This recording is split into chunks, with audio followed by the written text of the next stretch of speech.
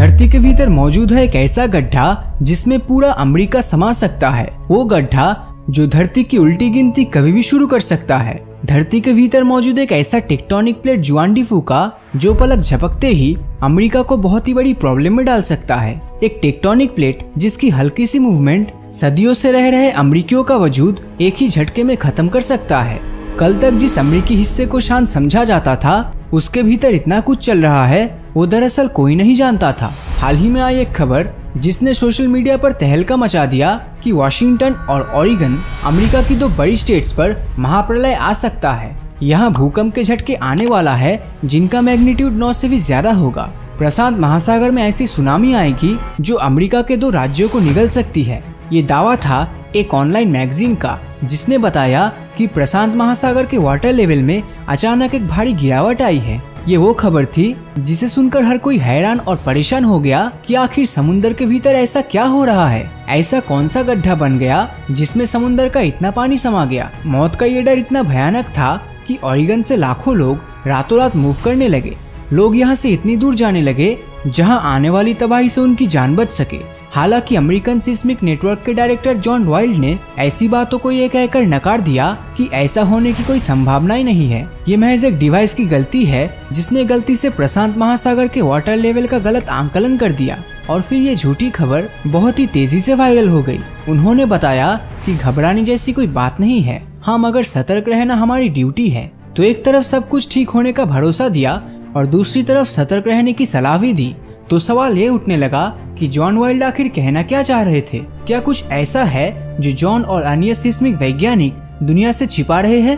क्योंकि अगर कोई चिंता की बात नहीं होती तो जब भी ओरेगन या फिर वाशिंगटन की बात होती है तो वैज्ञानिकों का सबसे पहले ख्याल इनकी सतह के नीचे मौजूद टेक्टोनिक प्लेट जुआन डी फूका का ही क्यों आता है। वो प्लेट जिसकी जरा सी हरकत वैज्ञानिकों के दृष्टिकोण से इन दोनों जगह को पाताल लोक में पहुंचा सकती है। और एक्सपर्ट्स ऐसा क्यों मानते हैं कि अगर गनीमत रही भी तो ये टेक्टोनिक प्लेट्स इतनी तबाही मचाएगी जिससे यहाँ इंसानों का नामो निशान मिट जाएगा।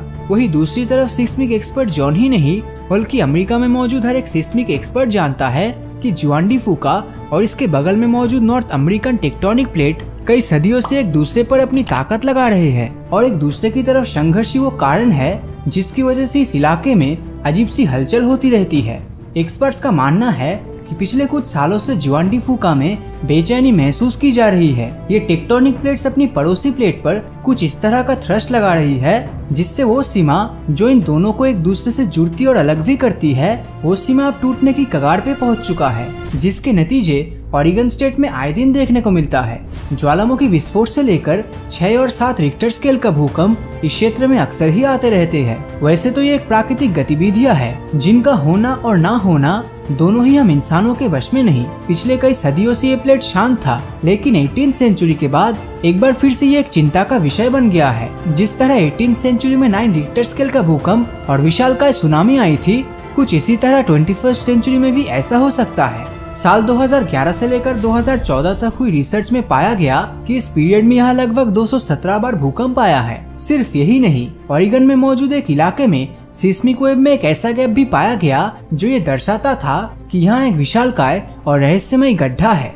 इस इलाके में खास तरह की टोमोग्राफी को कंडक्ट करवाया गया और सर्वे में जो रिजल्ट आया उसने सबको हैरान कर दिया। जिसको सिस्मिक एक्सपर्ट एक विशालकाय गड्ढा मान रहे थे वो असल में एक दरार का छोटा हिस्सा था। ये वो दरार था जो जुआन डी फूका के टेक्टोनिक प्लेट्स पर पड़ी है और समय के साथ ये बढ़ती ही जा रही है, जिसकी लंबाई फिलहाल 966 किलोमीटर है। एक्सपर्ट्स के मुताबिक ये क्रैक धरती के मेंटल तक पहुंच चुका है, यानी ओरेगन में धरती की सतह अब धरती के केंद्र के संपर्क में आ चुका है।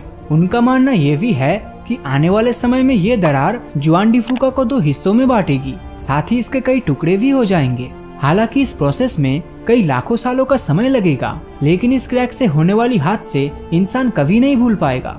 धरती के सेंटर में मौजूद लावा इस दरार के थ्रू आसानी से निकल सकता है। ओरेगन सिस्मिक सोसाइटी का तो ये भी दावा है कि अगले 50 सालों में यहाँ आने वाला भूकंप 8 से 9 रिक्टर स्केल तक होगा। यहाँ मौजूद इंसानी बस्तियाँ पूरी तरह से ध्वस्त हो जाएगा और इंसान अगर बच भी जाता है तो यहाँ उसके रहने लायक कुछ नहीं बचेगा। ये सुनने में काल्पनिक कहानी जैसी लग सकती है, लेकिन हमें ये नहीं भूलना चाहिए कि 21वीं सेंचुरी की शुरुआत में ही इंसानों ने इस सदी की सबसे बड़ी प्रलय को अपनी इन्हीं आंखों से देखा है। सिस्मिक एक्सपर्ट्स ने कुछ इसी तरह का अनुमान साल 2004 से पहले भी लगाया था, जब एशिया में इसी तरह का टेक्टोनिक शिफ्ट हुआ था। भारत की सतह जो पूरे एक साल में 5 से 6 सेंटीमीटर तक खिसकती है, वो एक ही झटके में लगभग 15 मीटर तक बर्मा की ओर खिसक गया। इसका नतीजा ये हुआ कि इस इलाके में 9.3 रिक्टर स्केल का भूकंप आया और हिंद महासागर में जो तूफान उठा उसने सुनामी का रूप धारण किया। एक तबाही जिसका हल्का पुल्का अनुमान लगाया गया था, वो जब असल में सबके सामने आया तो उसके नजारे ने लोगों को अंदर तक हिला दिया। एक सुनामी के रूप में जिसने भारत के साथ साथ 18 देशों को तबाह कर दिया और 3 लाख से ज्यादा लोग मारे गए। ये तबाही किसी कयामत से कम नहीं था, जो सिर्फ एक टेक्टोनिक प्लेट के हिलने से हुआ। वही टेक्टोनिक शिफ्ट जिसका अनुमान आज ओरेगन में मौजूद जुआन डी फूका प्लेट को लेकर लगाया जा रहा है। जो कुछ भी इसके भीतर चल रहा है वो कब कौन से रूप में सामने आ जाए ये तो नेचर ही जानता है, लेकिन हम इंसानों ने साल 2004 से जो सीखा है उससे यहाँ होने वाली तबाही की तैयारी तो जरूर की जा सकती है। चाइना और अमेरिका में कई ऐसे इंस्टीट्यूशन मौजूद है जो ओरेगन की गतिविधियों पर अपनी नजर बनाए रखी है और सर्वेस के माध्यम से पल पल बदलते जुआन डी फूका टेक्टोनिक प्लेट्स के रूप को अच्छे से स्टडी कर रहे हैं। अब तो वक्त आने पर ही पता चलेगा कि ये तैयारियां हमें प्रलय से कितना बचा सकती है, क्योंकि प्रकृति हम पर मेहरबान होगी उसकी उम्मीद 21वीं सदी में रखना अपने आप को धोखे में रखने जैसा होगा। तो अगर ये वीडियो आपको अच्छा लगा हो तो इस वीडियो को लाइक और अपने दोस्तों के साथ शेयर करना मत भूलना। और अगर अभी तक आपने हमारे चैनल को सब्सक्राइब नहीं किया है तो सब्सक्राइब करके नोटिफिकेशन बेल को ऑन कर दीजिए, क्योंकि मैं ऐसी वीडियोस हर हफ्ते लाता रहता हूँ। तो मिलता हूँ आपसे अगले वीडियो में, और हमेशा की तरह थैंक्स फॉर वॉचिंग।